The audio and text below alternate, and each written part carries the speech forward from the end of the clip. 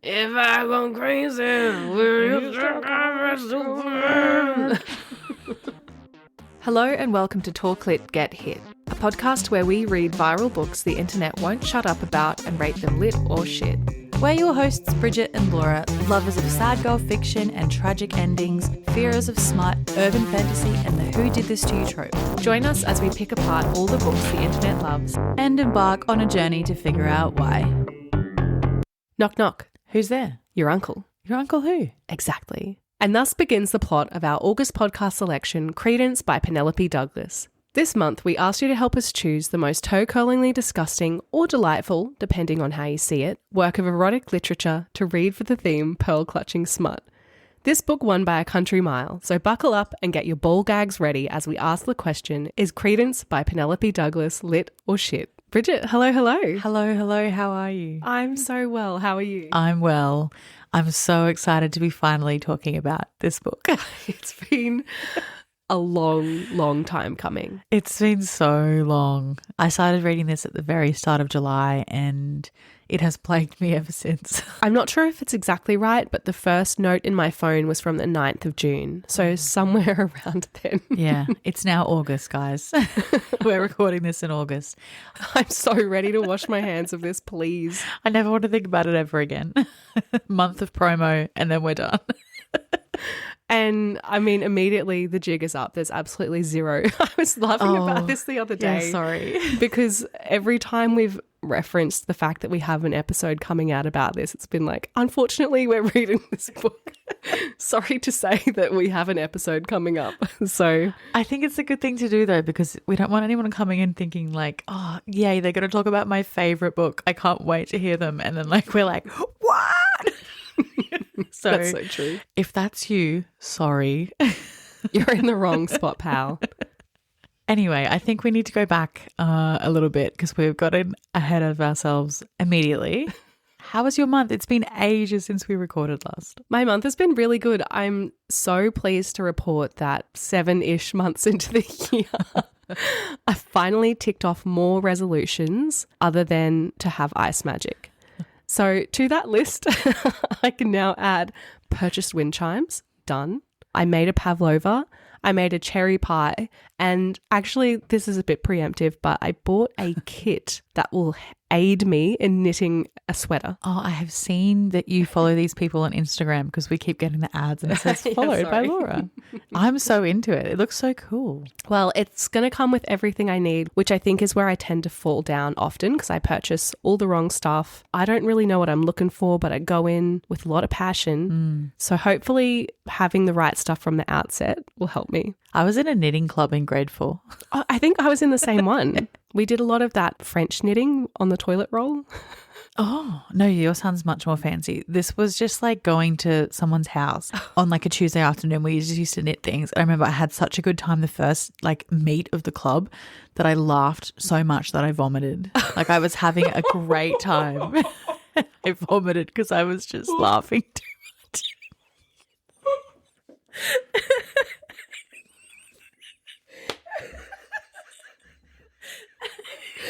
Nothing could have prepared me.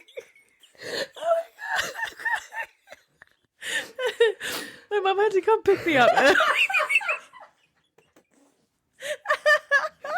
Stop it. The good news is I've come prepared because in case you haven't noticed, I'm sick. So I do have a whole toilet roll to wipe these tears. I'll need to borrow some. Oh my God, Bridget. This book has broken us. We're not even 5 minutes in. Oh, God. Well, I hope that when your kit gets here, you have a really good time.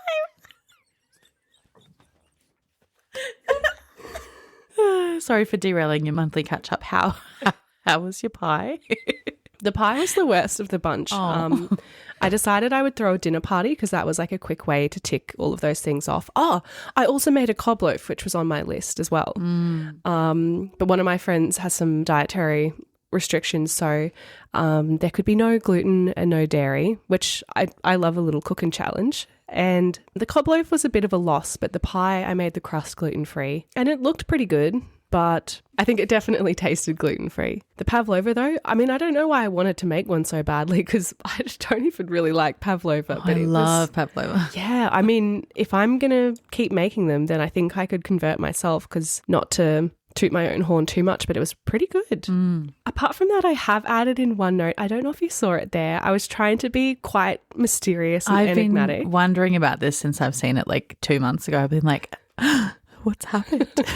So the note says, "My breakup!" exclamation mark. And this is something I've saved up to tell Bridget because I finally have converted to Apple Music.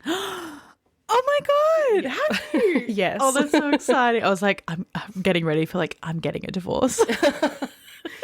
It's less than a year. It's been horrible.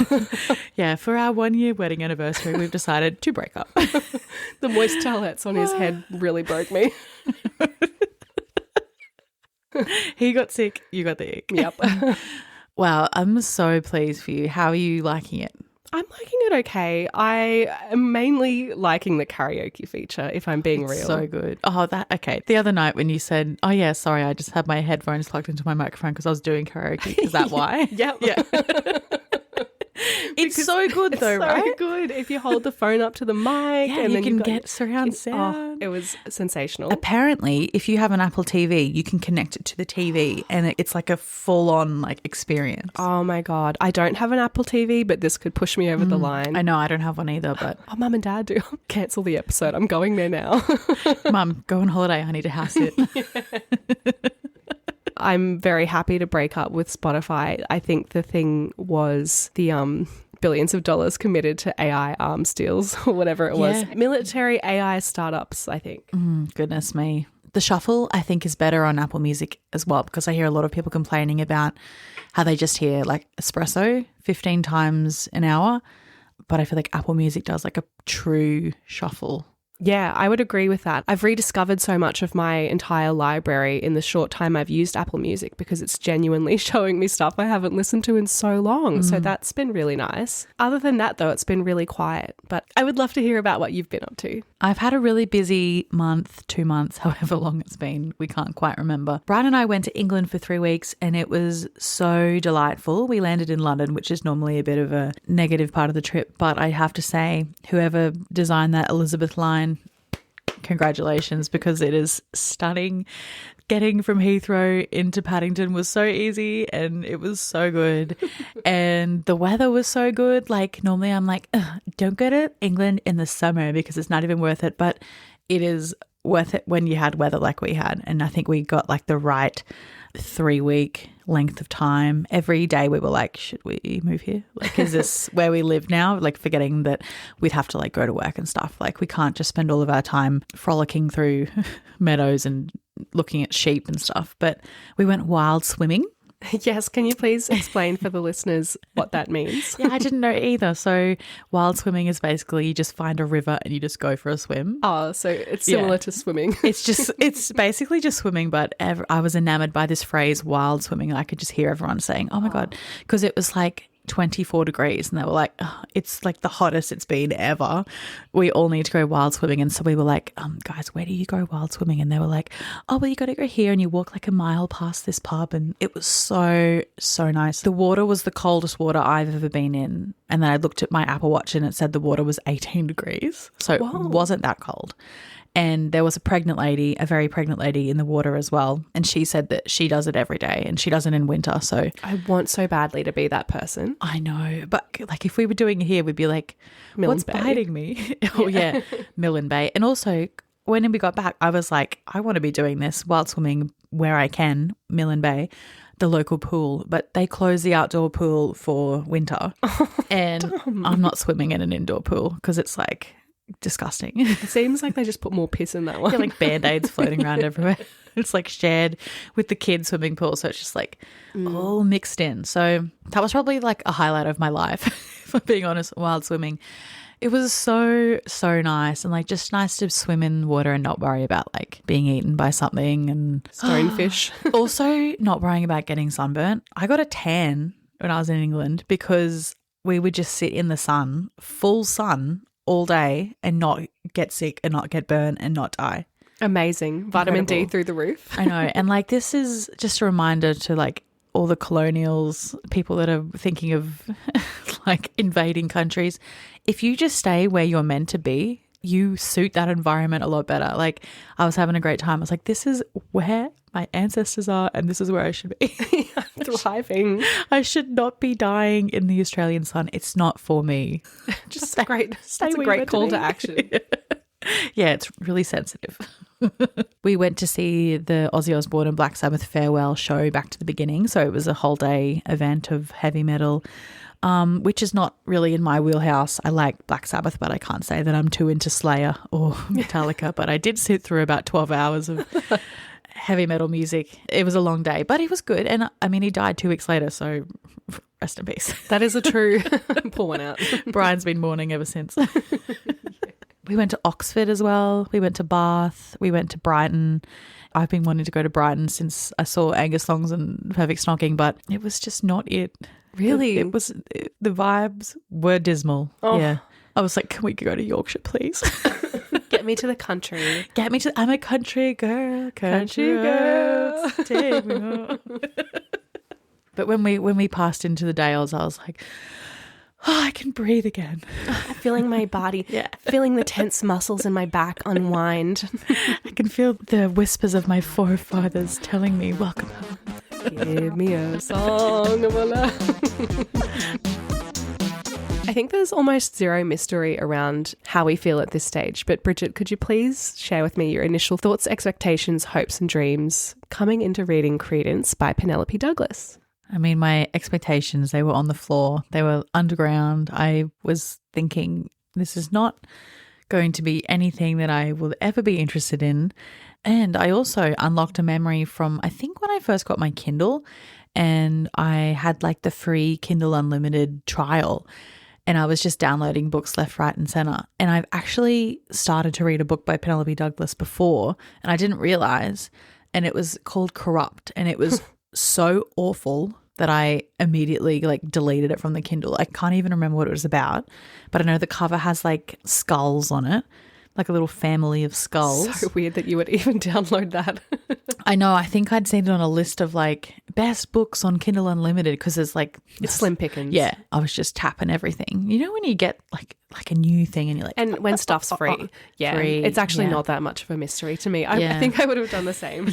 but it was awful. I can't remember what happened. I think there was some sort of like sexual assault in like the very first scene and I was like, this is not a path that I see my life going down. So I need to get out of this. I knew it would be bad, but I don't think I really fully appreciated how bad it would be. I don't think I had like a parameter to measure it by. How about you? I think honestly I was just feeling a lot of acceptance. It was just sort of like, okay, here we go. I'd seen some videos about it. I'd read the blurb. I had a reasonable idea of what we were getting in for. And I knew it was so undeniably going to be a book that's not for me. And so I think I was just, resigned to the reading experience. We've had quite a lot of people ask us over the years to cover this book and also Haunting Adeline. So I think we've sort of always known that it's been in the cards for us. Yeah. As we've said many times before, sometimes the worst books make the best episodes. So while I was reluctant to begin my reading of Credence, I was excited and looking forward to the recording process because there's nothing like a shit book for a Talk Lit episode. Yeah. If for some reason you think you'd rather experience Credence by Penelope Douglas firsthand instead of hearing us spoil it for you, then your time to leave the episode is now. Hit subscribe and come back when you're ready. We'll be here to hold your hand. For this episode, we have a lengthy list of content warnings plucked straight from the author's website. These include misogynistic behaviour, power imbalance, group sex, sexual violence, dubious consent, suicide, child neglect, domestic abuse, sexual harassment and bondage. Tiernan DeHaas doesn't care about anything anymore. The only child of a film producer and his starlet wife, she's grown up with wealth and privilege, but not love or guidance. Shipped off to boarding schools from an early age, it was still impossible to escape the loneliness and carve out a life of her own. The shadow of her parents' fame followed her everywhere. And when they suddenly pass away, she knows she should be devastated, but has anything really changed? She's always been alone, hasn't she? Jake Vanderberg, her father's stepbrother and her only living relative, assumes guardianship of Tiernan, who is still 2 months shy of 18.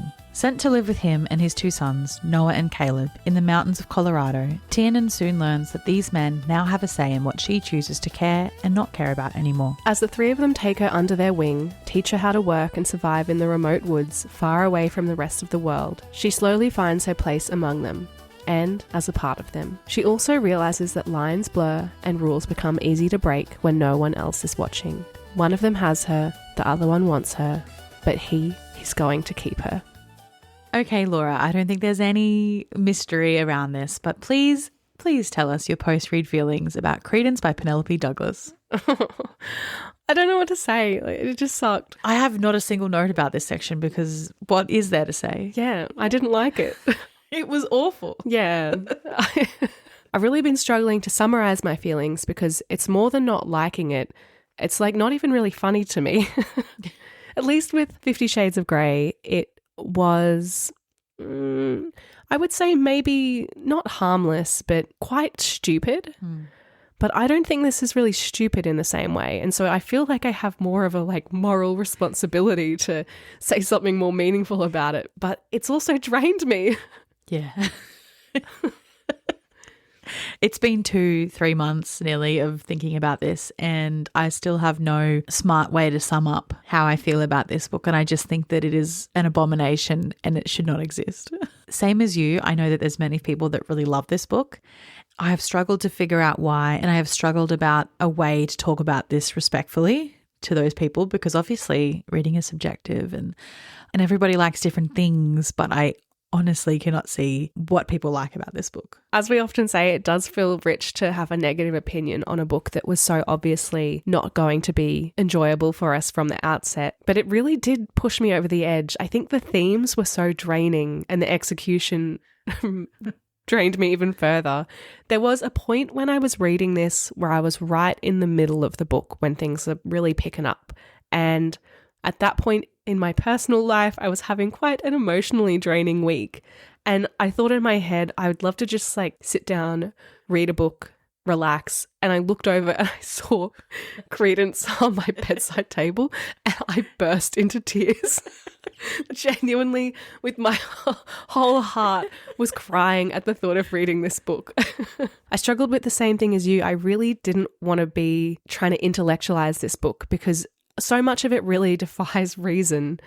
Having so recently read the trigger warnings, I think that we really can call it what it is because that's what Penelope Douglas is calling it. It's abuse, it's dubious consent, it's power imbalance. So there's not really any nuance there because that's what the author said it is. To really help our listeners understand the truly absurd beats of this story, Bridget has helpfully put together a summary of the plot points that unfold throughout this book. I think it's important that we do a summary. It is a long one. I think many people will not read this before they listen to the episode. I think it's more of a laughing from the sidelines. Yeah, laughing from the sidelines kind of book than a read along kind of book. I think many people listen to our 50 Shades episode without listening to the book, and so we thought we need to give context for the actually heinous things that happen in this book.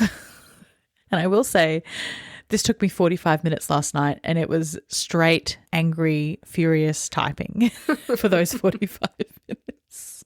Our main character, Tiernan, wakes up one morning in her mega mansion surrounded by her turquoise ballet flats and sleeping hair ribbons to find her celebrity mother and father have passed away overnight.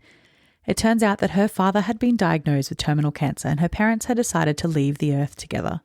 Unfortunately for Tiernan, they had no interest in her presence at any point in her life, and she spends ages looking at the tire swing that these grown adults used to spend hours pushing each other on, whilst giggling and gazing into each other's eyes.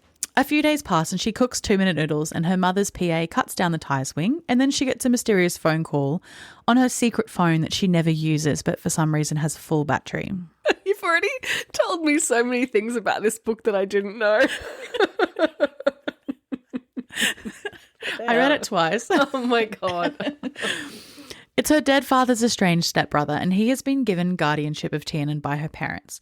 She is a few months shy of 18, and she nearly declines his offer to live with him and his two sons, her step-cousins, in an isolated cabin in the mountains of Colorado.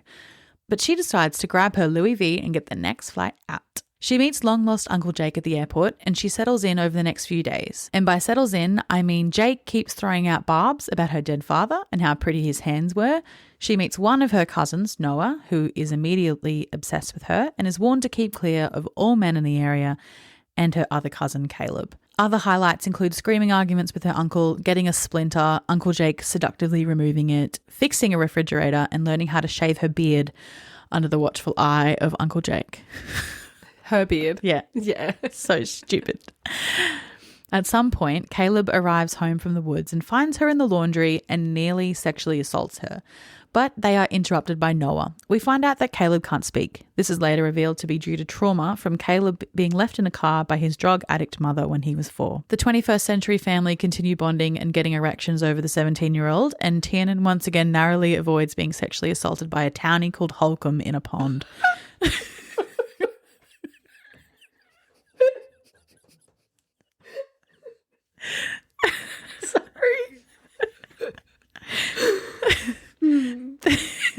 They then go to another pond for a lovely day out and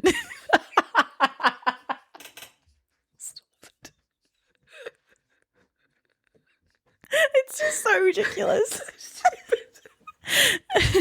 And Tiernan and Uncle Jake have a sexually charged conversation while fishing before Tiernan heads into the cave to get herself off. They then head off to town for a pop-up motorbike race.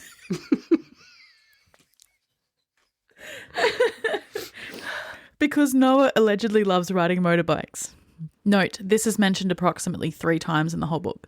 When there, Tiernan bumps and grinds. Tiernan bumps and grinds with one of Caleb's sexual conquests in front of the whole town, and she gets in trouble with her uncle before meeting him in the kitchen at midnight, where he has to tear himself away from her. Once again, she's 17. She heads back home for her parents' funeral, and Noah mopes around the house, missing his cousin, before she miraculously reappears like Miley Stewart in the Hannah Montana movie when she realizes she has to milk the cows and collect the eggs to keep being Hannah. Tiernan finally turns 18 and they head into town to celebrate. The boys get into a brawl and they escape the locals and the police by heading back to the cabin, and luckily winter has arrived. There will be no leaving the peak until the snow clears. That night, Tiernan watches pornography and masturbates on the couch with her 2 cousins, but they are interrupted by Uncle Jake, who sends her to bed after some disciplinary spanking. A few days later, Tiernan loses her virginity to Uncle Jake in his truck, and Noah and Caleb are not happy Jan. Caleb restrains her using the belt he made for her birthday and writes something on her face with a Sharpie, and Noah tries to seduce her to no avail. Eventually, Jake has to go into the woods and there is a suspicious fire in the barn and Tiernan gets injured. Caleb has to stitch her up with a needle and thread, and then the 3 of them head up to Caleb's room and have a threesome. Tiernan decides to paint some wooden furniture she finds in the barn, and her and Caleb have a tumultuous on and off again relationship. She decides she is his before he heads off into the woods, and eventually she decides she has to head out into the blizzard with Noah to get her man. They return together and spend every waking moment together. Her period is late but eventually comes, but then is caught cradling her belly, imagining being pregnant with Caleb's baby, and he throws her birth control in the bin. They head into town now that the snow has melted, and they see Caleb's ex-lover and Tiernan's ex-dance partner, and she is pregnant. Tiernan gets upset and packs her bags while waiting for her mother's PA to arrive, but then Holcomb and his buddies arrive to burn the place down, get a motocross scholarship, and assault Tiernan. She fights them off with the pink camo bow and arrow set she received for her birthday, and everyone is happy that the good guys won, but Caleb spots her packed bags in the corner and puts them in the PA's car, making the decision for her. She returns to LA and seems to be doing well before all 3 of the boys appear in her house. Caleb has taught himself to talk. Flash forward a few years to a family camping trip. Caleb and Tiernan now have a baby, and Jake is sleeping with the PA, and Noah is having a lovely time riding motorbikes. Tiernan and Caleb have sex in the tent a few times and laugh about how Caleb tried to assault her the first time they met. Ha ha ha, all is well. And that is Credence. Oh my God. It's so much more absurd than I could ever have articulated. What an absolutely ridiculous story. Forgot about the pond and the pink camo bow and arrow. That was such an absurd thing that happened. Oh. Okay, now that we know everything that happened in the story, I think we need to quickly talk about the author, Penelope Douglas. Penelope Douglas uses they, them pronouns. That's how we will refer to them throughout the episode. I think this might possibly be the first time that there hasn't been a Wikipedia page for either the author or the book that we're reading. I was kind of surprised by that given how much talk there seems to be about this book and how many books Penelope Douglas has written as well. They have written an insane amount of books. At one point, I counted 27. But I did get quite confused because a lot of them are listed as part of series, but then they are like 2 books that have been put together. And then there's like bonus chapters that have been put into a book. So at one point, my count was 27, but I don't know if that's the final count. No more, no less. Yes. That's a lot of books. They don't have a Wikipedia page, but they do have an amazing website. It is bountiful. Thank you, Penelope, for this. There was one part of the website where it was like a list of exciting facts about Penelope Douglas, and really exciting. One of them was, I love taboo, ! And then another one was, I am a teacher, which is shocking to me. Yeah, that's something I've really been mulling over as I've read this book. A couple of fun facts I found out about Penelope Douglas are that they write under their own name. I thought possibly this could be a pen name, and I think given the subject matter of all of their books, it's something some may not want to tie to their government identity. I also read that they were born in Iowa in 1977, so 48 years old, and currently they live in New England with their husband and daughter. They also have the irritating habit of capitalizing every single word. That's a stylistic choice that I cannot stand behind. I'm all for no capitals, and I will hopefully keep doing that until the day I die, but every single word capitalized, no thanks. Do you mean all caps? No. Or title case? Yeah. I didn't notice that. That's an abomination. I also enjoyed there was some possible shade for the haters. Penelope wrote, thank you everyone for reading and for reviewing. I appreciate all the minds that were able to see what I was trying to do with this book. XX. And I love that. It's like, you didn't get my book, you weren't smart enough. And I'm happy to be not smart enough to get this book, I think. Yeah, I'll let it slide.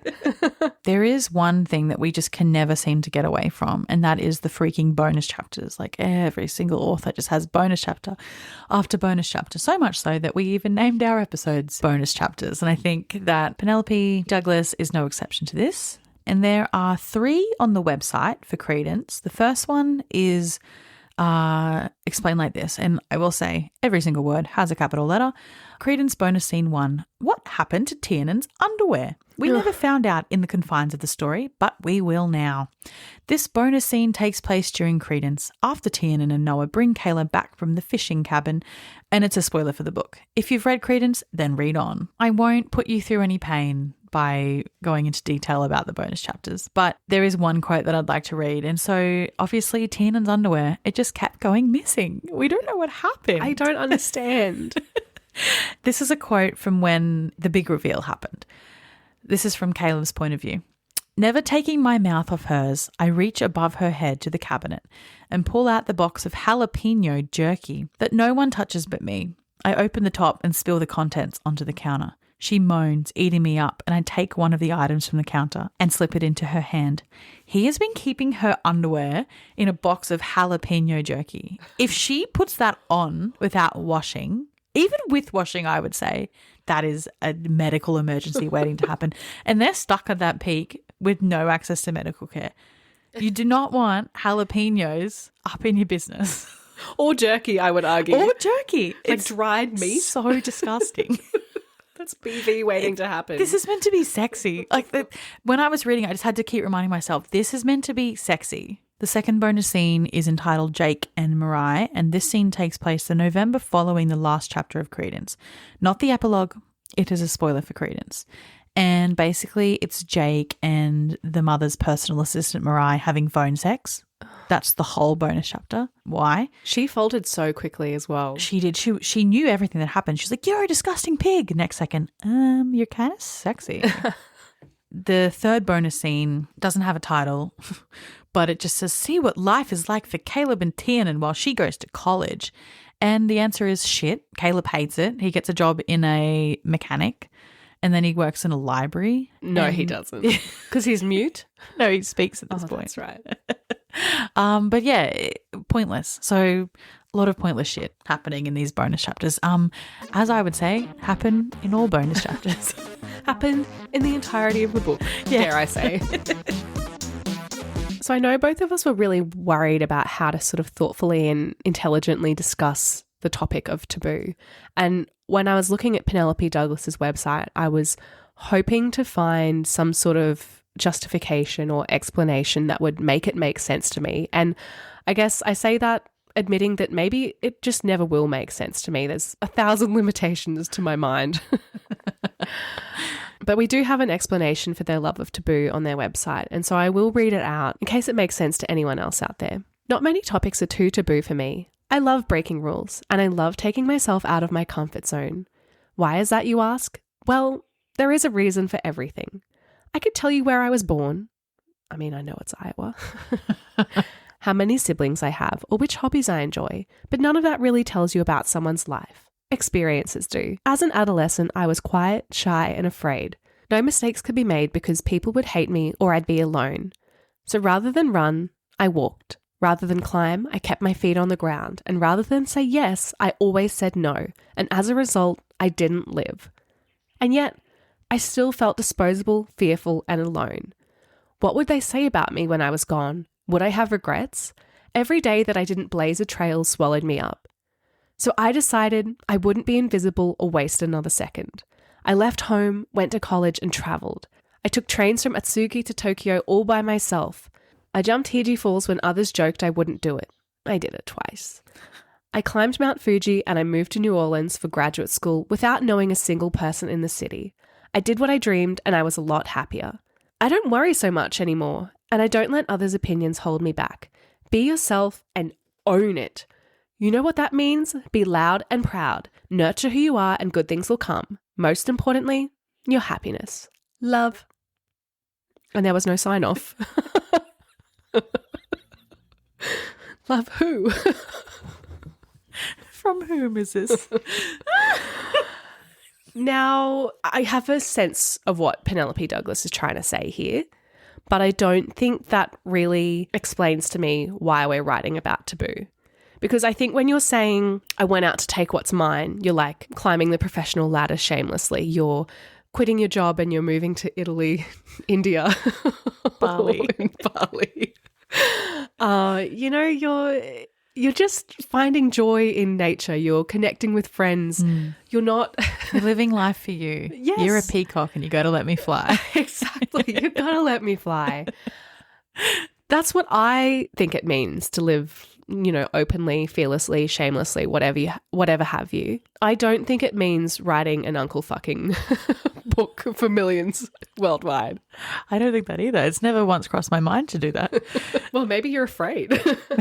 Maybe. So in an attempt to be, a little bit more thoughtful and hopefully considered in my assessment of this book and Penelope Douglas and the world of taboo, I tried to do a little bit more reading about it. Because as far as I'm concerned, in the world of Penelope Douglas, taboo seems to be about dubious consent, I would argue rape, underage protagonists, incest, abuse, manipulation, exploitation, all of the good stuff. When we read 50 Shades of Grey for the podcast, we spoke briefly about how the BDSM community was not pleased with E.L. James's portrayal of their lifestyle. And so when it came to understanding taboo and sexual desire in line with credence, I wondered if the same could be considered.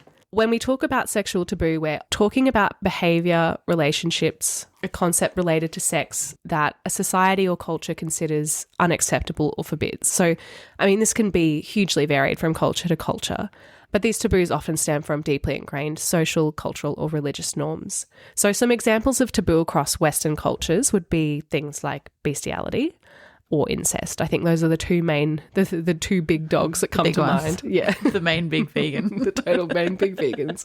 Indeed. In my reading, I came across Quinn, which is a popular audio erotica app for women. And in a blog on their website, they explain the difference between taboo, kink, and fetish, which I think is important to consider when reading this book. So I'm just going to read from their site. Taboo sexual acts are considered abnormal or unacceptable by societal standards, like sleeping with your married professor. Fetishes and kinks, on the other hand, are unique experiences that cause arousal and help the person achieve climax. But even these two terms differ. Kinks are specific sexual preferences or practices that often deviate from traditionally normal sexual behaviour. Common kinks include role play, exhibitionism, voyeurism, oralism, bondage, temperature play, tickling. What's considered a kink is subjective, but the prioritisation is communication, understanding, and agreement between partners that's universally agreed upon. Sexual fetishes are fixations or attractions on a body part, material, object, or scenario that becomes a person's primary focus for sexual arousal or climax. Common fetishes range from a focus on specific materials like leather or latex to an attraction to certain body parts like feet. Fetish and kink is more closely what we were dealing with when we were talking about 50 Shades of Grey. That point there about the prioritization of communication, understanding, and agreement between partners is what we heard that the BDSM community was upset about in relation to 50 Shades of Grey, because that wasn't really a part of the book. No. So later on the Quinn website, they also list a variety of taboos, including some that I think we explicitly see or are implied in Credence. And these include breeding. Those with a breeding fantasy feel sexually aroused by the thought of impregnating or becoming impregnated by their partner or partners. Age gaps. Age gap sexual play where one person in a sexual relationship pretends to be much younger or older than the other often revolves around power dynamics. Lastly, incest. This fantasy involves engaging in sexual activity with a family member, including step-siblings or parents. Most countries outlaw this behaviour and consider it deviant due to social, moral, and biological reasons. It is interesting that the definition there involves step-siblings or step family members, because I've seen a lot of people on TikTok mainly defending the book, saying that it is not inappropriate because they are step. Jake is Tiernan's step uncle. The thing about incest that's been sort of whizzing around in my brain since I've been reading it is that incest is not illegal purely because of the biological problems that might be caused if someone had a baby with a family member. A step uncle is a person that has power over a child, because Tiernan is a child when she's 17. And that person is in a position of trust. Jake is abusing his position of trust. It doesn't matter that he's not related to her by blood. It matters because he is now her guardian. Yeah, like if you think about this, if it were any other kind of book, Tiernan's parents have both just died. She's underage. She's emotionally vulnerable. She's in an incredibly fragile state. And maybe in another book, she goes to live with this man who she doesn't know. Maybe he's not sexually abusing her, but if he's exerting any kind of power over her, he's undeniably taking advantage of her due to that sort of imbalance in their relationship. Even if she was of age, due to her emotional state alone, he's already in a more dominant position in their relationship than her. Yeah, and if we take away the relationship between Jake and Tiernan's father, like if he was a foster carer, if he was a stranger, it's exactly the same situation. Like it's still just as predatory for him to be having these thoughts about her, and not just having these thoughts. Like when she's still 17, he's telling her the things that he wants to do, and he's showing her his erection, and he's doing all of these things. It's still like, even if he was a stranger, it would still be inappropriate and still be illegal. It doesn't matter that he's only the step uncle, because he is her guardian. He's a legal guardian. It's so wrong. And I think the people that are defending that, I just can't understand why. I tried really hard to understand a counter perspective, because I don't really ever want to be that person that's like, if you play video games with guns, you're going to go shoot someone. Or if you read a book that has any sort of negative subplot, whether it's child abuse or, I don't know, controlling relationship or whatever it may be, that you are therefore endorsing that and going to enact that in real life. Earlier, we were talking about how Penelope Douglas is a teacher, and I was talking to one of my friends and I was like, oh, I think it's so sick that she's a teacher. I was like really on my moral high horse about it. And my friend said, well, I'm a teacher and I read this and I didn't think it was good, but it got me thinking about like, how do we separate what we read and what we think about from who we are? So obviously, as we've mentioned about 3 million times, this is a book that is very far removed from our personal reading tastes, and we've had to dig pretty deep to think about what value people are actually finding in this book. So we took to the streets, and by streets I mean TikTok, and we asked for input from people that really loved Credence, and we did get some really interesting replies. One of the comments said that it was the taboo that drew her in. Another said that they love any book that has a female protagonist who is just taking what she wants. Another person said, I guess I love watching someone who is just somewhat broken heel. The last comment I'm just going to read in full because I think it's quite interesting as a whole. And it says, I think going into it remembering it's fiction and it ain't real is the first step. But it's the genuinely not knowing which way she was going to go at the end. It's being wanted by fit, hot mountain men when your whole weird world falls apart. It's the seclusion up in the mountains and not having the real world breathing down your neck. I also think it's a pretty good starter book on a somewhat darker / more taboo romance journey because realistically it isn't that bad. A female main character letting herself have what she wants, healing in her own way. It was a solid 4-star read for me. Although Noah annoyed me a little, but I think he got his redemption. And then there's a shrug emoji. And I think that's a very sensible explanation for why you would like this book. Like fit, hot mountain men, sure. World falling apart, sure. But she didn't have to be 17 and she didn't have to be related to them. Yeah, I think it's like the compounding taboos that really throw me off because, I mean, I understand how could they keep her there? What's the plot device that's going to keep her there if she's 19 or 20? It could be like a farm stay or something. Yeah, or maybe it's just a really bad winter. Yeah. Maybe her car breaks down. Maybe, I don't know. Yeah. She runs out of cash. Yeah. Runs out Maybe of gas. she breaks her leg. I don't know. I guess I kept thinking I wouldn't want to watch it. I wouldn't want to live it. So why would I want to read it? I think there's a lot of my own personal prejudice coming into play here as well. In that comment, the things about, seclusion up in the mountains, not having the real world breathing down your neck, that's the most buy-in from me because I thought, yeah, they were a little boring, but those passages where she's making the pancakes and fixing the fridge, as annoying as I found them, it was a little bit reminiscent of Bella making the steak and making the lasagna.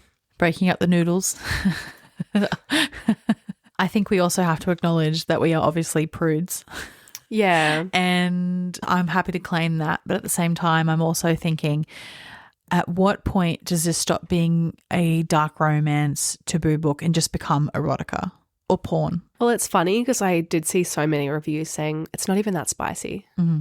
Which, I mean, I kind of thought. I thought they'd be having way more sex. I thought all three of them were going to get involved. I think it was sort of marketed as though, like, they're going to have breakfast and they're all going to just be having sex on the table together. Mm. And I don't think that, like, I'm not saying that people that read smut or taboo or dark romance are, like, doing something that's morally wrong. I think go for whatever you want to go for. But I think that the way people talk about this book as if it's some like literary masterpiece is truly baffling to me because it's just not. Like the whole time I just was reading it and I thought, what is going on? At most points I was confused and just thinking, but why is this happening? Yeah. This story makes no sense. Like even if you take away the sex scenes, what is going on with this book? That's so true. And I think it's something we talk about often with a book that we don't view so favorably, but the things that would make the book more interesting to me, like exploring Tiernan's relationship with her parents, like exploring for even 1 second why she keeps having night terrors.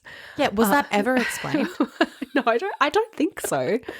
The whole thing with Caleb and his selective mutism, those things didn't hit as hard for me. I didn't really get what I was hoping for out of those. And then when I'm hearing people say it was such a rewarding story because of, she's had a hard life and she's getting what she's owed and Caleb's healing and that kind of thing, I'm thinking where? And then I go in this loop of like, maybe they think I'm dumb because I can't see where. And then I'm like, I think they're dumb because they're making up stuff that isn't there. And I mean, the same could be said, for a Sally Rooney book or something I'm reading. I'm like, oh yeah, like it's really XYZ because of all of this blah, blah, subtext, yada, yada. Yeah.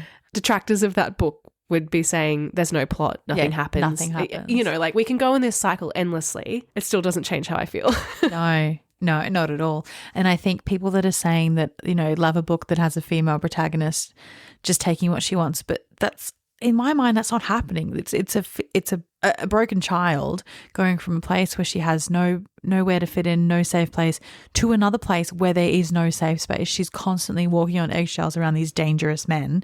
She's being warned of dangerous men in the town, in the house. She's like constantly saying like, well, don't worry, like we'll only bruise you when we know you. And like she's centering herself around men at a very young and vulnerable age. How is that a powerful feminist, like go girl, It doesn't make any sense. Like Tiernan, like living for Tiernan would be getting as far away from those men as possible and going and like using this immense privilege that she has from this fortune that her parents have left her and doing whatever she wants. She could go and live in the mountains by herself. Why does she need to shack up with her cousin who is a bad guy? He's a bad guy. Undeniably a bad guy. And they're all bad men. I think now could be a good time to dig into some of the specifics about why we're feeling the way we are, although we have already said quite a lot. Before we do that, I was thinking about how when we read 50 Shades of Grey, we had such a remarkable amount of notes each. So much so that they needed their own individual categories. Now, I've seen the amount of post-its on your book, and when we put together our thoughts and feelings and research for the episode, generally we work independently. So I'm hoping for a bit of a I'll show you mine if you show me yours situation. I would love to know, what are your note categories this time around, Bridget? My first one is writing tips for Laura, XOXO. That's some wisdom that I'm going to impart on you a bit later on. Just some writing intrigued. tips for you. Second one is belonging in quotation marks. Boring is another one. Actually, what is going on? Smut. Everyone's a psychologist. Then I have tiernan, and I have a few subheadings for tiernan. So first one is hot, rich girl, maybe. Night terrors. Maybe. Senorita Awesome. And then we have some for Uncle Jake. Cobra Kai. Protective and possessive, but for what reason? Does he even like her? 17 in brackets still. It's like the prequel to 17 again. Inconsistencies. And then we have Caleb. Warnings about Caleb. That's good. Noah, sickening sibling energy, racing, and then we have womp womp. And then lastly, credence defenders. Nice. How about you? I have a few. I have general quotes. Don't know why I couldn't categorize those ones. There's only 2. I have, these people are so embarrassing. Caleb definitely has a parasite. Baby brain. Wow, these men hate women. She needs medicine. Quite a large category is what the what? Voice of reason. And then an extra special category, which I had actually forgotten about until I read it just now, which is Caleb should have stayed mute. How the hell did he learn to speak frat bro moron in between getting a yerk in his brain from all the animal blood and open wounds? Well, maybe we could begin our deeper discussion by talking about tiernan. In amongst all of those notes, what do you have to say about tiernan, Bridget? Oh, I mean, there's so many things I have to say about Tiernan. I don't really know where to start, but maybe we could just quickly run through who she is as a person. So she's 17, turning 18. She is a rich girl. She's a shy girl. She has been raised in boarding schools. She's finishing her senior year in high school. I think so. Possibly. And possibly going to university. For some reason, she decides to start painting furniture. I'm struggling to find a way to tie this all together because I think Tiernan as a character is a very confusing character. At some points, she is like a hot, rich Cali girl. But then at other times, she's like happy to stay inside with a book. She's a bit like Anastasia Steele, like nothing better to me than curling up with a good book and like a cup of tea. And I think that there's just so many conflicting parts to her personality that I don't really understand her as a character. What do you think about her? Yeah, I think from this point onwards, we just have to kind of like just forget about feeling sorry for her and all of the like serious allegations we were spreading before, because it's just like, you know, at a point you have to let it go because this character is ridiculous. Every character in this book is ridiculous. And I think what the author was trying to do with Tiernan is to write a character that is broken and that is upset and lost in the world, and ultimately they find their way through the darkness, find the light, blah, blah, blah. I think the thesis statement for the book can be found in the author's note. And so Penelope Douglas writes, I knew some wouldn't connect with the characters, or connect yet anyway. I knew some wouldn't see what I hoped they'd see in the Vanderbergs. And Jake rediscovering that life isn't over, that there's more there for him. and Noah, desperate for the courage to leave and for his own path, in Caleb and his fears of trusting his heart in someone else's hands, and in learning what it can take for some of us years to learn, that we belong here. And so I think that the point of Tiernan was to show somebody finding her place in the world. She says after the fight with Noah on page 338, I'm not some twit who latches onto anyone who shows her attention or soaks up attention from anyone who comes along. Jake didn't mark me. I chose. This is, I think, her opinion of herself throughout the whole book. She thinks that she has full control. She chooses when Jake does that to her, and she chooses when she sleeps with Noah, and she chooses this, and she chooses Caleb. And none of these men are respecting her boundaries. No. It's not like they're like, oh, she's chosen, I'm going to back off. They're all still so persistent in their pursuit of her. And of course, you know, it's the whole idea of the book, but we have this forced proximity. It's not real life. Like, how can you really be making a true choice when you're snowed in on a mountain with 3 men who are desperate to have sex with you? Under the category she needs medicine, I do have some quotes that kind of illustrate this back and forth of her own mind. I'll just read them out at random. Honestly, it doesn't really matter who she's saying them in reference to. I envisioned him up here all those nights alone, scribbling away in the books. All those nights wasted. Maybe he wrote this before he saw me come out of his father's room. We could have done things so much differently. I'm glad it's Noah behind me, though. He's who I'm safe with. But like, literally, when has she been safe with Noah? Every time she's alone with Noah, he is trying to sleep with her. And she's like saying, oh, no, it's okay. I'll show you my boobs, but I don't want to have sex with you. Like, it doesn't make any sense. I'm actually at a loss of what to talk about because I'm so confused by it. Me too. Another one. But at the time, in my head, you weren't the first. You were the only one I should be with because I finally liked myself, and I liked how you pushed me because it made me push back. You made me learn how to demand, and for that, I'll always be grateful. Like, what is she demanding? Because she's not demanding anything that I think a reasonable person would be, which is respect my boundaries. Respect, full stop. Yeah. Don't assault me. Let me off this mountain. Hear me when I'm saying I want to leave. I was sort of wondering if the reason why she just accepts their version of love is because the things that they tell her are so intense from the very start. And so like my category, everyone's a psychologist, is like everybody just diagnosing each other all the time, even though they are all like the biggest dumb shits I've ever like read in my life. But like they're constantly just, making judgments about Tiernan's whole life and like how she feels after her parents just neglected her for her whole life. And she also does it. She like says things to Caleb about the mother, and she's talking to Jake about his ex-girlfriend and all this shit. But like a few examples of the diagnoses that are just being slung around the house is this one from Noah. This is like a day after they've met, and Noah says to her, I think you are sad, but not as much as you're angry, because actually it was the other way around, wasn't it? They resented you. They turned you over to whoever they could as soon as you were old enough. Boarding schools, sleepaway summer camps, nannies. This is a 20-year-old man. Why is he saying this? Why is he theorizing about why she is so prickly and like reserved? Maybe she's prickly and reserved because her parents died 3 days ago and she's in this weird freaking house with people she doesn't know, and they're all like weirdly threatening towards her, and they're like making vague threats about Caleb, who hasn't yet appeared.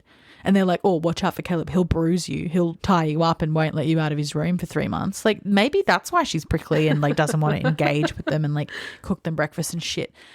And then she's like in the middle of an argument with her and Jake, and he's like, oh, you're always rude to us. You never want to cook us breakfast, you bitch. And she's like, I'm not used to people. Like, yeah, but also once again, you're grieving and you're a child. It's not up to you to make everybody in the house feel comfortable. Sorry, Jake, but get a grip. Yeah, they really need to grow up. And then the absolutely hysterical thing with the lollies. So like they go to the candy shop. He makes her fill a bag with lollies.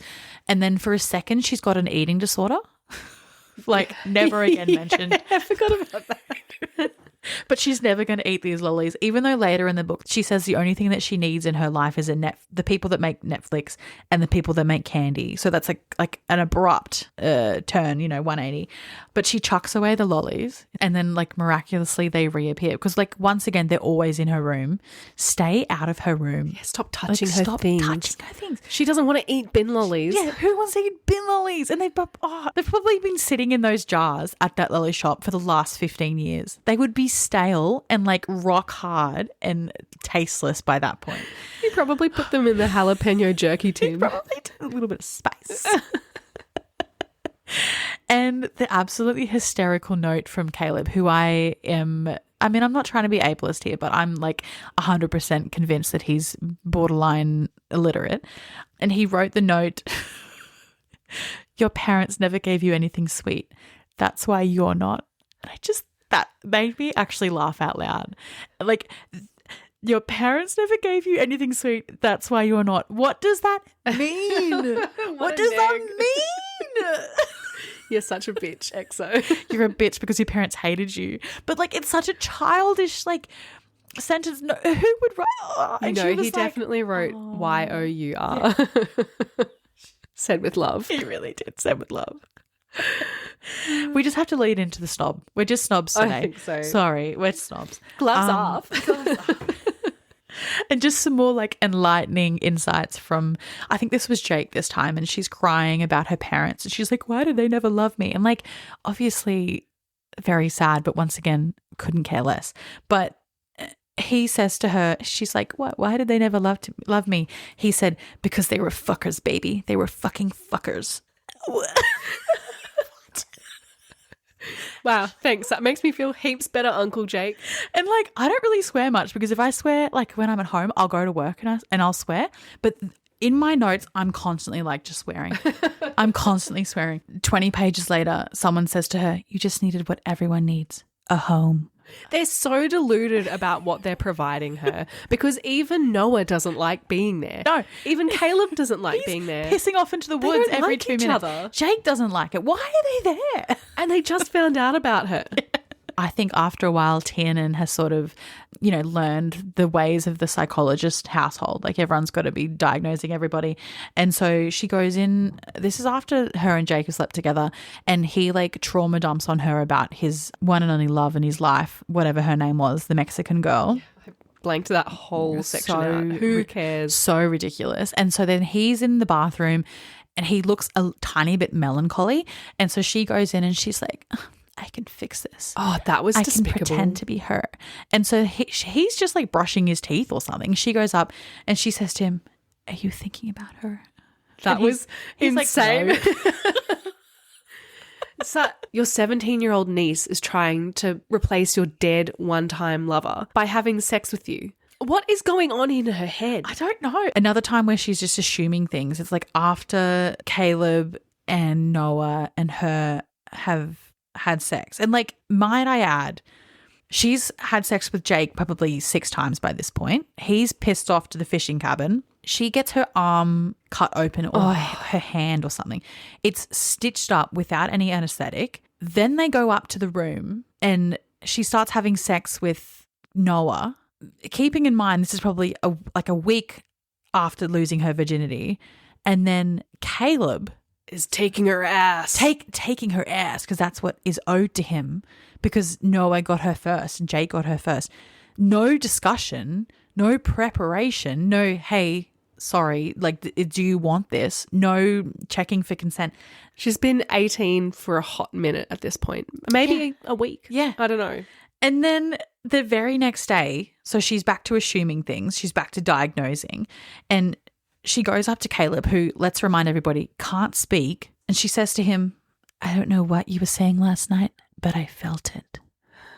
What? He literally wasn't saying anything. Felt what? She just makes stuff up. She just makes stuff. She made up their whole relationship because he gave her nothing. Yeah. And then the one chapter we get from his perspective is so astonishing. Like, I honestly don't understand how anyone else is reading that thinking anything other than he hates her. Yeah. I mean, it was kind of trying to go in the direction of 10 Things I Hate About You. But most of all, I hate that I don't hate you. Not even a little bit. Not even a lot. But if I could detour, under my category, wow, these men hate women, are some of the things that Caleb was thinking about Tiernan in that chapter from his perspective. On page 364, he says, he's so sick of her slutting around, fucking him today in the barn, letting his father touch her and kiss her tonight. He's sick of seeing her smile when she works on her dumb shit in the shop, sick of her excited by the snow or happy when she feeds the horses. Sick of seeing her hair fall across her cheek as she reads at the dinner table, or how she twists her lips to the side when she's concentrating on an assignment. Sick of her cries at night and how pathetic she sounds during her nightmares. Which one is it, Caleb?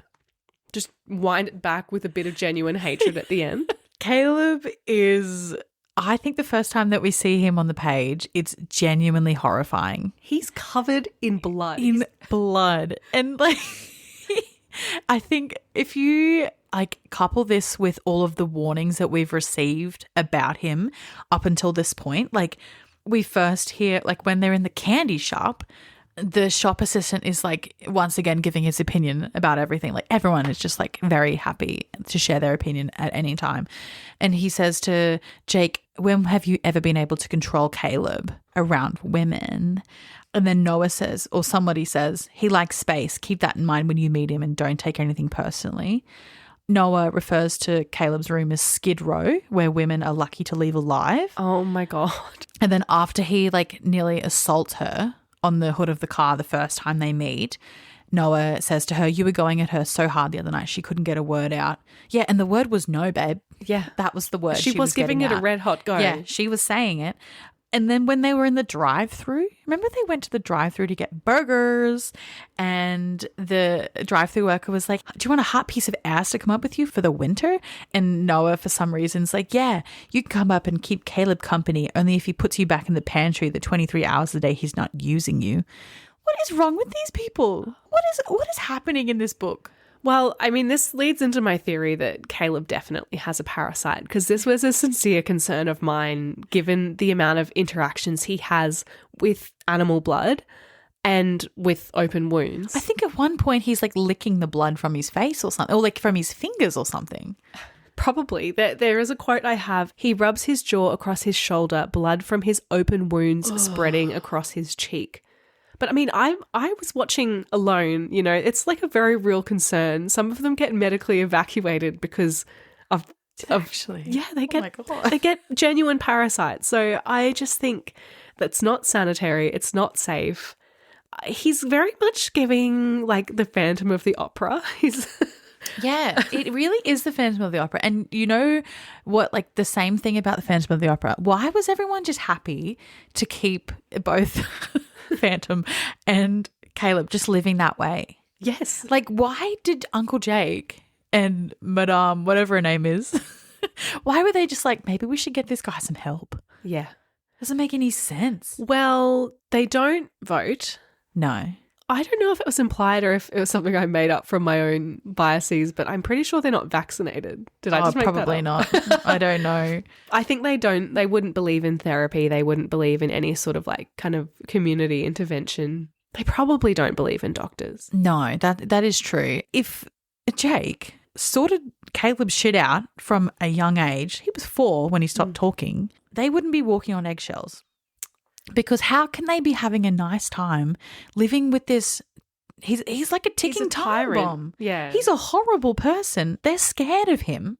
He's like constantly wrecking shit. If you fix him or help him, maybe not even fix, help, support, find strategies to help him, take him to a speech therapist, a psychologist, like something. It will help everybody's quality of life. It is actually astonishing that he stopped speaking aged 4 and everyone was like, well, this is just what he does now. Yeah, you know what? I tried to learn sign language for like a hot minute and then I just gave up. Also, like, how's that going to help? Caleb's not going to learn sign language. He's just going to go kill something. It's interesting to think about as well because, like, they clearly don't participate in society very much. So you have to wonder where he gets his perspectives on women from. And I think given the way that we see Uncle Jake acting and speaking, it's not a surprise that Caleb has such viciously hateful opinions towards Tiernan and women in general. A couple more things that he says. on page 365 as he's having sex with her. He could be anyone right now. He'll drop her panties and slip inside her, and she won't even open her eyes to tell which one it is, because it doesn't really matter. I would just like to remind everyone that she goes on to marry and have a child with this man. I don't want to drop the C-bomb on Mike, so I'm just going to say runt, but again on that same page, pretty little runt. He grinds on her once. That's what she is, runt. I don't know if that's better or worse. In between all of this vitriol he's thinking about her and all of the sex that they're having, she finds the time to turn around and be like, "You're such an asshole."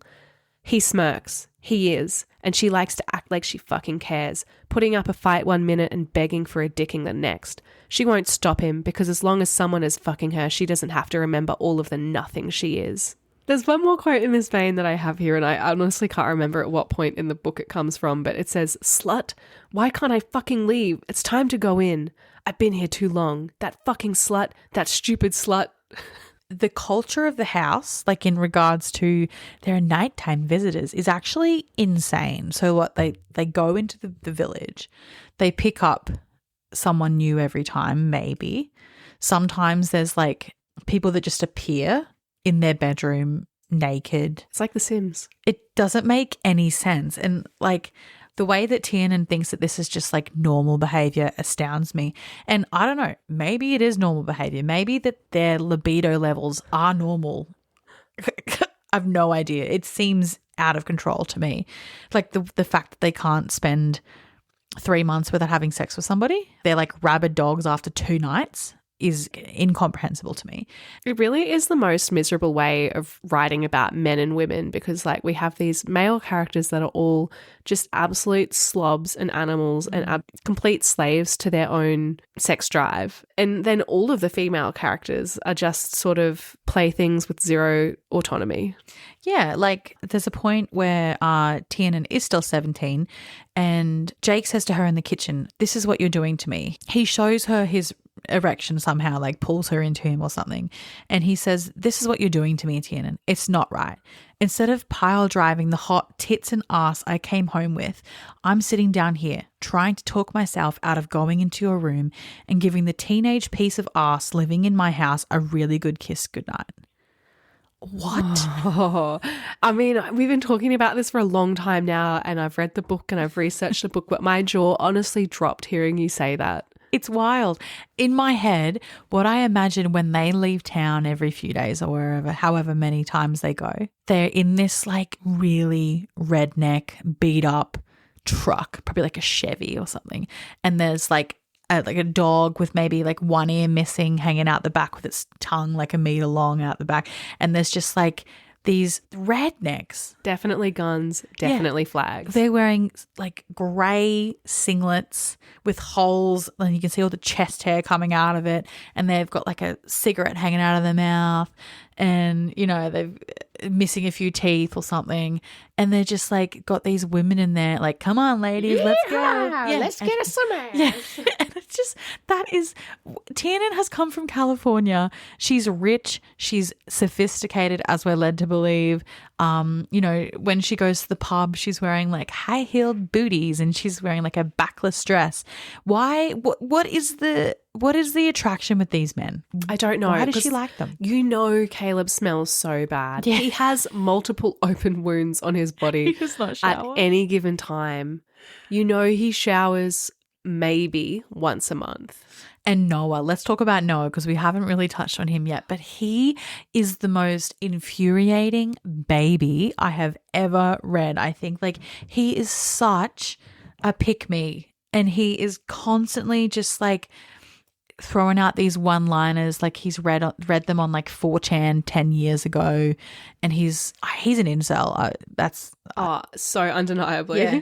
One of the most embarrassing things is like on page 318, after he's like really offended that Tiernan chose to give her virginity to his father instead of him. And he says, "Daddy didn't love you, so you let mine fuck you, so he will." Like, what? That would make me throw up. He's so despicable. Disgusting. The first time they meet, it says, "This is Noah," Jake introduces us, "my youngest. It takes me a moment. but I raise my hand to shake his. Instead of taking it, though, he just puts one of the bottles in it and says, learn to like it. We drink a lot here. Like, you just know he was in the shower the night before, like, practicing that line. Like, which hand should I give? Like, no, he's so embarrassed. Practicing with the beer bottle in the mirror. Yeah. And I just think it's so funny to me that he never really gets, like, his chance with Tiernan. Like, he has that one time, but it's really only because Caleb's there.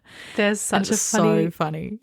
It's so funny. There's such a good line where she says, I'm sorry, Noah. Some lessons can only be learned the hard way. After she's decided it's Caleb for me. At no point did I feel sorry for any of these characters, but like he was just always whining on about his life and how hard it was that he lived in this beautiful place and like with his crazy brother and his horrible father. And he said on page 156, I think this is when they were like lying in the shower for some reason. I was very confused about what was going on there. They were hiding from Caleb, I think. Well, I think they were hiding from his, like the girl he'd just slept with. That's and right. like also the father. Like I was very confused because they obviously knew they were in there. So are they hiding the door? Like they watched them walk in. I'm getting myself worked up again. I don't know. But he says to her when they're like lying in the bathtub, all wrapped up in the shower curtain, you ever feel like you're in a box and all you see are your four walls no matter what you do? No matter how far you walk, the view never changes. What? Shut up. What are you talking about? You're not a poet. He's read like Matthew McConaughey's memoir or something and he's like, this is going to be me. My favorite book is Green Lights. No, I like you. I have a couple of quotes that I think really drive home the utter hopelessness of her situation, and it's the way that these men reinforce each other's behaviour again and again and just confidently make up their own perspectives on the situation that they force upon Tiernan. I think at the end of the book, when everyone just starts saying that Caleb loves Tiernan, is a perfect example of that. So I think this comes after he's like smashed up her furniture and like lit it on fire, possibly done some other horrible stuff to her as well. I can't quite remember. But Jake says, he wasn't right. Jake watches me as Noah sits quietly across from me, and he communicates by losing his temper. He was wrong, yes, but he was hurt. The only woman he ever loved forgot about him and almost killed him. He pauses. He's in love with you, Tiernan. He was jealous. Since when? Honestly, since when? And also, how would you know? Since when have you backed off it? Honestly. And then they're both suddenly like, be my guest. Maybe there was a scene we didn't see where Caleb pissed on her. She's mine. Well, speaking of she's mine. Tiernan, Jake calls after me. I stop, hesitating a moment before I turn my head. Jake sits in his chair, looking at me. When Caleb stopped talking, I tried to use sign language with him, he tells me. I still remember some of it. And then he puts his palm to his chest and taps twice, imitating the gesture Caleb made before he left last week. This, he says, means mine. Big question throughout this book was Caleb's developmental level, because he apparently stopped speaking when he was 4. And then sort of the major sources of outside stimulus he's had have been, sadly, Noah and Jake. And, I mean, he has some sort of assorted classic literature in his room that he allegedly reads. But as we see, when he scribbles in the margins of them, he's not even spelling right. And I don't know if they think it's like a funny play on expectations, but he was certainly spelling stupid STOOPID. And it's also really funny because Tiernan is like, when she first sees the books, when she goes looking for her stupid hair ribbon or her panties, she's like, look at all these books. There's no way he reads these books. And then later, when she finds all of the annotations in them, she's like, oh, wait, yeah, no, he's not reading them. He's just using them as paper. It's like she's allegedly in love with him. Even she thinks he's a dumb shit. I just think, how far could he come without like outside input? I don't know if it was outlined whether they did go to school or not. They did, because he was talking about how I think the girls at school used to call him stupid. Oh, that's what that's in reference to. So I assume they went to school, but in good faith, I've got to, I think Caleb was having a funny joke with the spelling of stupid there, but he's not exhibiting behavior that suggests that he has the emotional regulation of an adult. Of an adult. And I like, I think if this were any other book, I would be trying to explain his behavior. Like, oh, I'd be thinking, oh, but he was abandoned in the car and he was blah, blah, blah, blah. These serious topics are handled with such indelicacy that I don't even care. Like, he's just stupid. He's not stupid because of this and this and this. He's just stupid. I know. I think at the time, the big reveal about Caleb's reason for being mute popped up and it was like, oh, his mum left him in the car for 4 days. I was like, oh, 4 days? Yeah. One thing that I found quite amusing is that even though there was a lot of love for this book, there's not a lot of love for Caleb. Like, it is quite rare that I see someone say, oh, I love Caleb. Normally it's like, I love this book, but I wish she didn't end up with Caleb. That is not an opinion that Penelope Douglas shares. They were asked, who's your favorite hero of yours? And they said, I relate so much to the really damaged ones. Damon, Jared, Jax, Caleb, ... So I feel like this is a bit of a Magnolia Parks, Jessa Hastings sort of situation. But there's another really embarrassing thing that I found on Penelope Douglas's Instagram. And like there's so many things that I don't get in this caption because I haven't read and I won't read any more of Penelope Douglas's books. But it's an interaction between Penelope and their husband and then also the male characters in the books. They were going to something called Sinners and Saints, which seems like it might be some sort of dark romance book festival gathering thing. And so the caption says, me, what's this? Him, your banners for Miami. Me, looks like a gun case. Him, it is a gun case. Me, ugh, great. So the picture is of a gun case. Then underneath this, all of her characters chime in. Jake, hell yeah, that's what I'm talking about. Caleb, looks good to me. Noah, want to carry it? Damon, can't you just ship it? I'm not carrying that. Maddock, ooh, it has wheels. Will, no one will fuck with you carrying that in the airport. Jax, actually, they might. Pike, tactical and practical. I like it. Jared, I bet she doesn't even know how to open it. Michael, just give it to me. I'll be waiting on my private plane for you. Tyler, I'm already in the South. She'll take my plane. Kai, fuck that. She's not traveling alone. He'll carry it or else.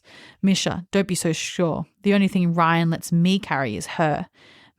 Macon, Jesus, it feels like I have 15 extra brothers and I still have to do everything. I'm already in Florida. Just send me the specs and I'll take care of it. Where are you staying? If only. What? They've created some sort of like reverse harem with all of the characters that they've written. How does your husband feel about this? What is going on? Why are you writing this and putting it out in public? Oh, that is very much giving the letter from Magnolia Parks in defense of Jessa Hastings. I mean, I really do understand the Caleb hate because if you'll allow me to dig into my category of Caleb should have stayed mute, etc., after he's miraculously learned to speak at the very end of the book and they go on their little family vacay, some of the things he says, it's like, yeah, the world is better off not knowing. So I have a very short selection of quotes. God, this girl loves tents. Fucking hell. Fuck, baby, I groan. I paw her tits, squeezing it and wanting it in my mouth. I never want to let you go, I breathe out, not even to piss. Shut up, Caleb. Shut up, please. I hate him. I hate him so much. If I were to ever meet Uncle Jake, a question I would ask him is, did you actually like Tiernan? Because it didn't really seem like he did. He hated what she represented through her family. He hated her father. Why did he take her in? Why did anything happen? All of these questions, I could keep going. But like just the macho bullshit of like, I'm your daddy now. It just made me feel absolutely sick. Like how he was saying, I will let you know when someone is your type. Okay. What? Another time that I was quite confused was, I think like the second day she was there and she was sulking around and he said, you don't know us. You don't come here and disrespect my home. You invited her, babe. You invited her.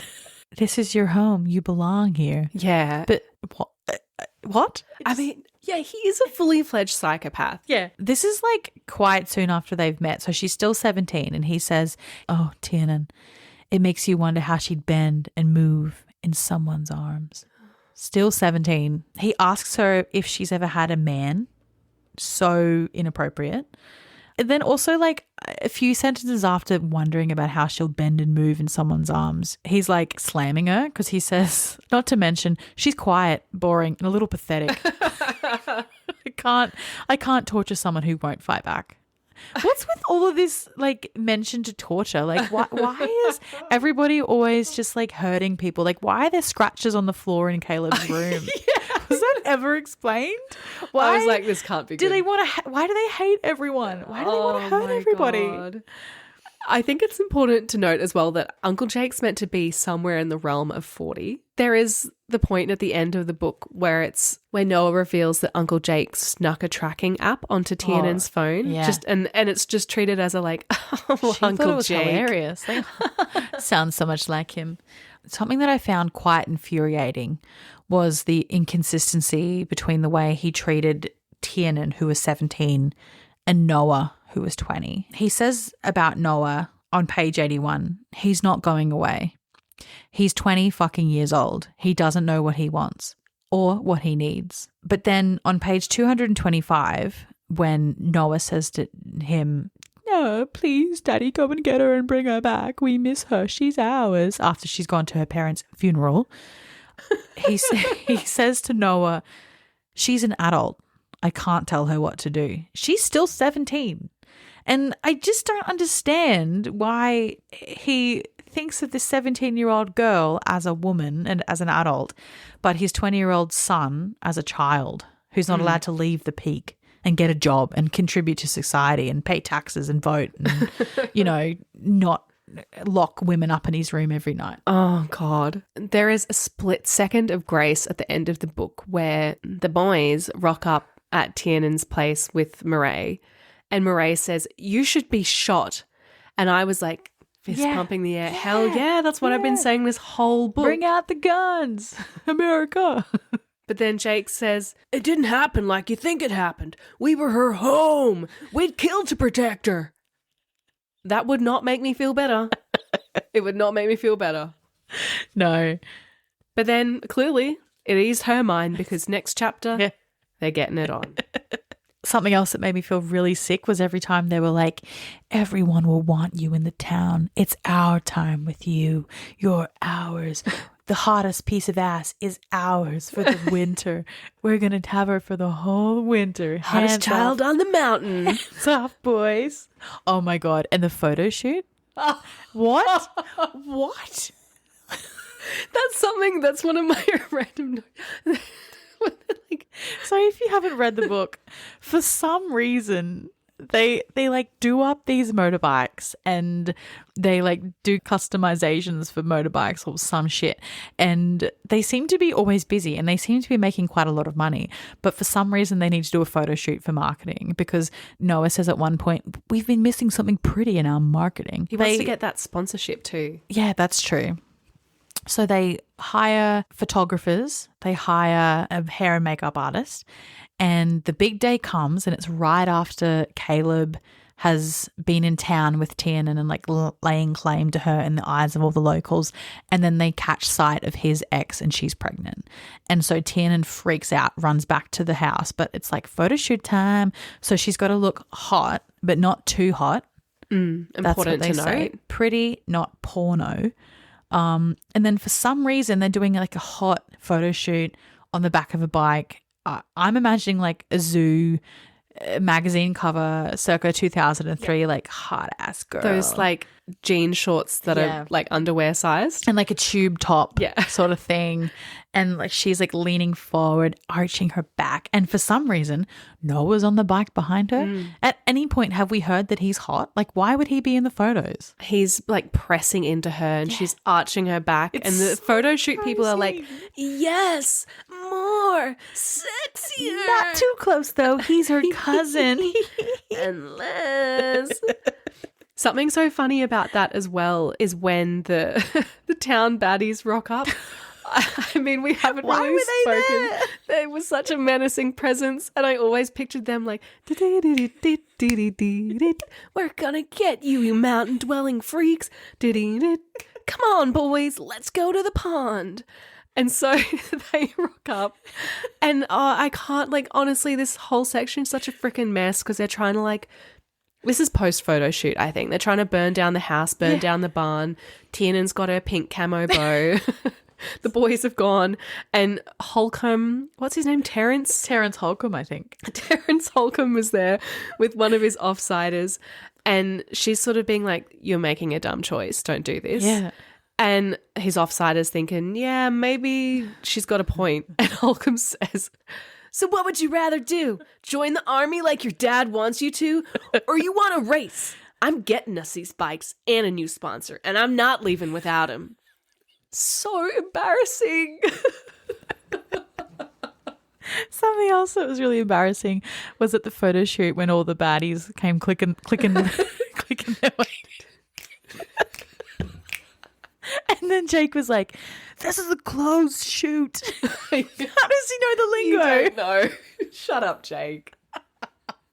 On top of her randomly becoming an expert huntress, there was another funny bit when they go out into the snow to go and get the Phantom of the Opera. And Tiernan says, it's 18 degrees, I tell Noah, exhaling inside my jacket to soak up the warmth. Actually, side note, that's not a good survival tip because when you breathe into your jacket or your sleeping bag, you create condensation, which actually makes you colder. Interesting. So, dumbass. And then moving on, the rest of the quote says, I look up at the overcast sky. Those clouds are less than 6,000 feet. We gotta move. How does she know that? Also, what does that mean? She doesn't know. I love how, like, the whole time they're there, Jake is saying to her, like, you got to learn how to protect yourself. You got to know if baby girl, if something happens to me or the boys, you got to know how to protect yourself. And Noah has presumably been hearing this for his whole life. Like, he's 20. And so he would have had 20 years of survival tactics. And then the one night they go out to find Caleb, it's like a blizzard. Like, all that knowledge. Let's roll. Let's go. Let's go find your man. Another embarrassing quote comes from Noah.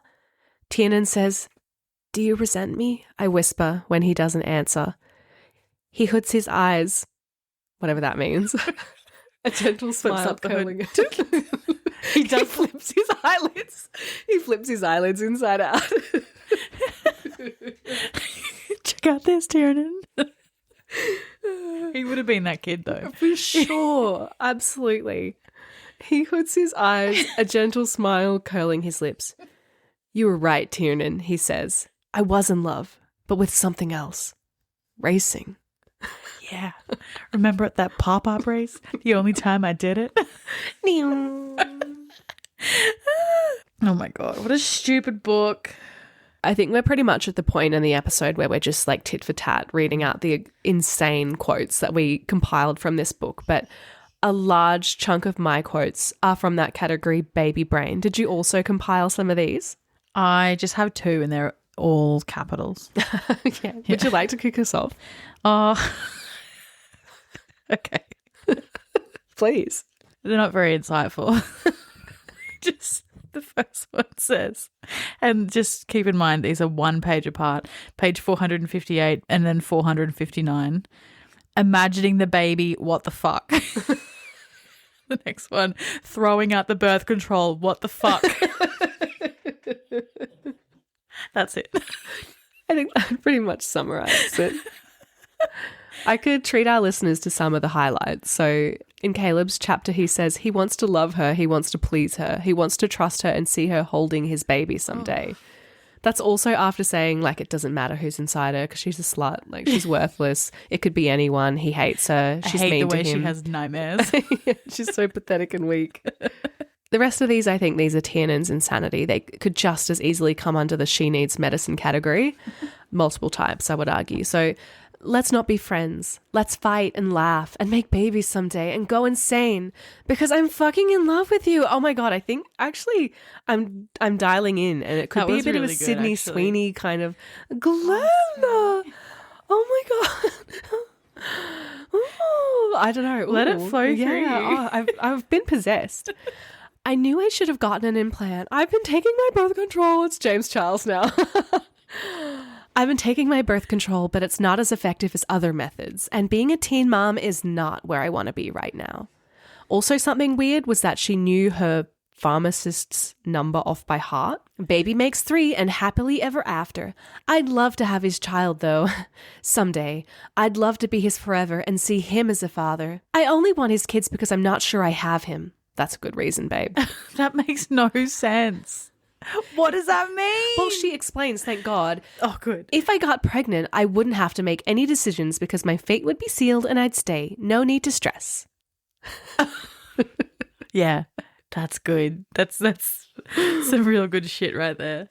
Just on that note, I think we have to really quickly talk about the absolutely ridiculous advice that the mother imparted on Tiernan. Oh, yes. So, lust, learn and love. Oh. My mother said the first boy or man is a crush. You think you love them, but what you really love is how they make you feel.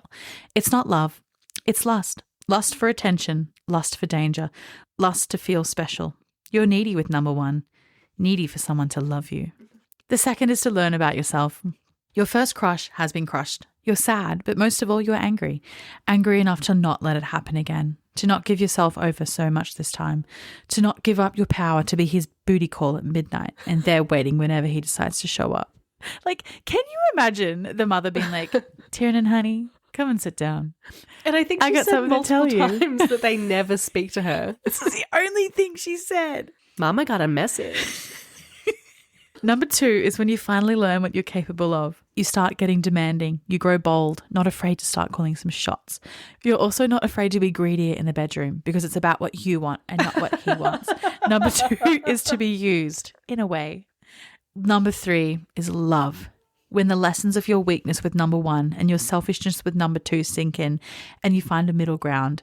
When you know who you are and you're ready to welcome everything he is and you're not afraid anymore. You still might not have a happy ending, but you'll engage in a healthy relationship and handle yourself in a way you're proud of.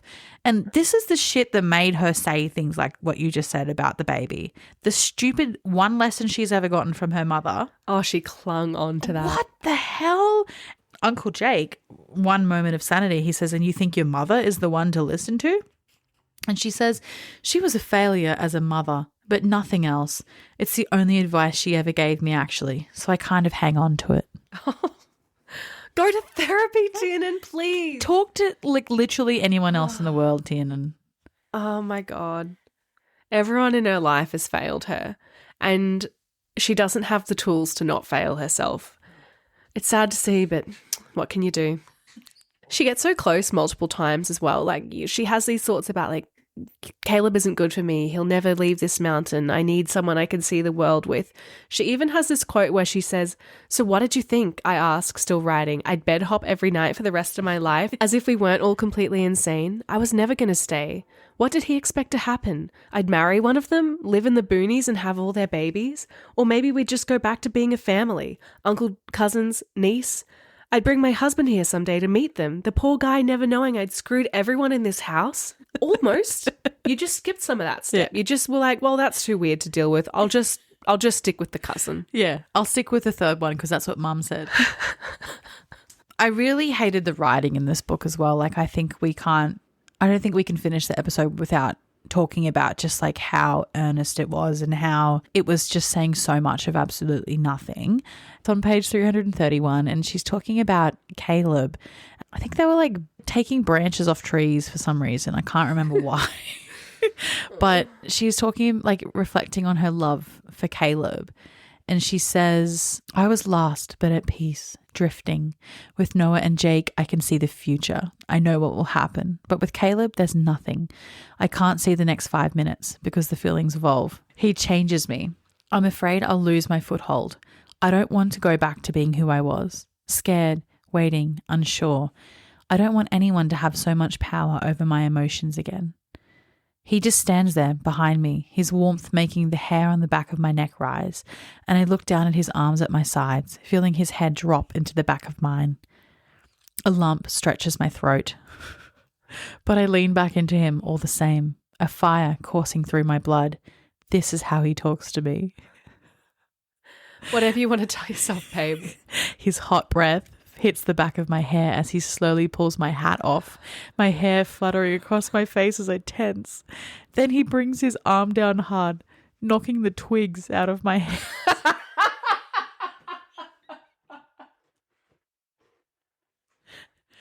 The twigs fall to the ground and I clench my fists, my blood racing. A tornado hits my stomach and I can't move. Shit.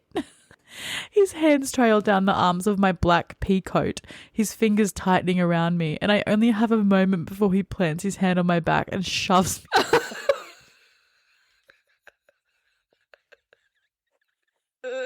What? Like, I just read that out. What does it mean? I don't know. What does any of it mean? Oh, I hate this book.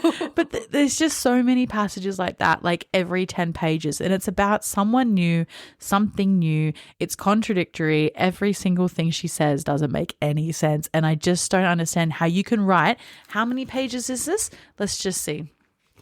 538 pages of absolute tripe. And then think, yep, that's good to go. Publish. And then who enabled all of this? Is it independently published? No. Penguin enabled this. I'll see you in court, Penguin.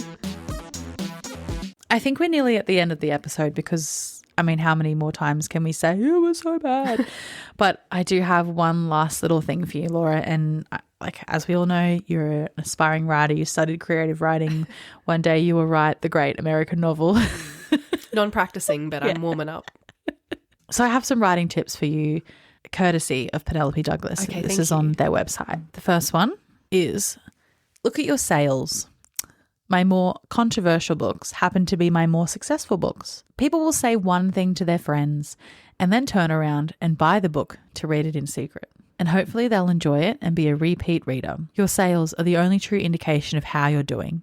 If you're selling less than the previous book, then talk to your editors. Are they being straight with you? But if you're staying steady, or even better, more people like what you're doing than you're seeing. Keep doing it.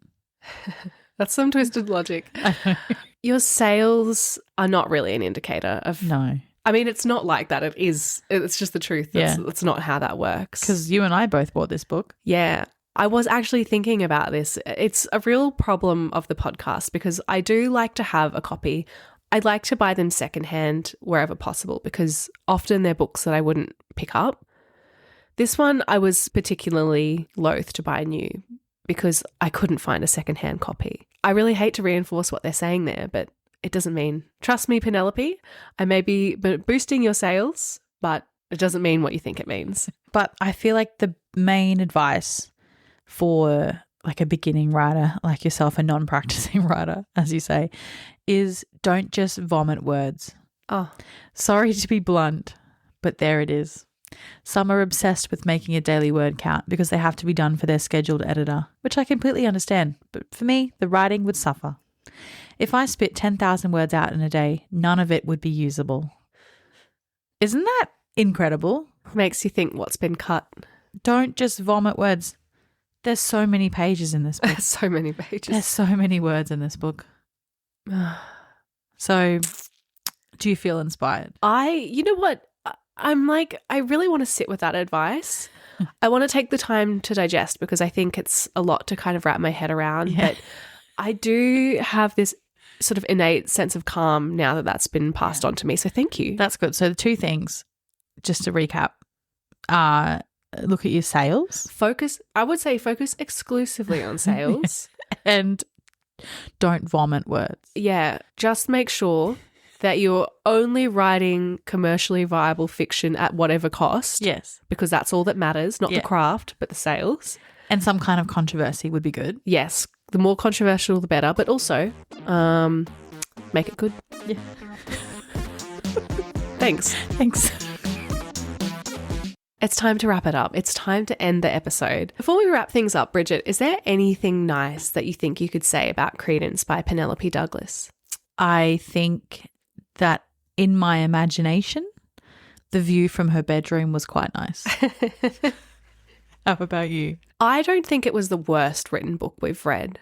I think for me, maybe like The Spanish Love Deception, that's probably one of the main ones that jumped to mind. But I think I was less frequently looking at the words written on the page and going, what? It was more so based around character choices than the actual combinations of words put together. I would have loved to see my face while I was reading this book.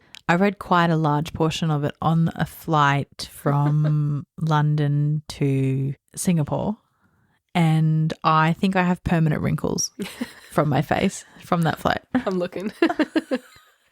I mean, everyone in my life was so sick of hearing about it. Oh, I'm sick of hearing about it. I'm sick of thinking about it. Well, let's wrap it up. Okay, favourite character, least favourite character. Let's start with the least favourite character. Okay.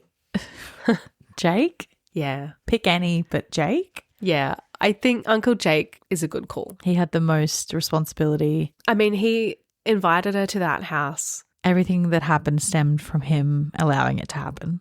Agreed. He's a villain. What about your most favourite? Now, this is a hard question to ask, I know, but dig as deep as you need to.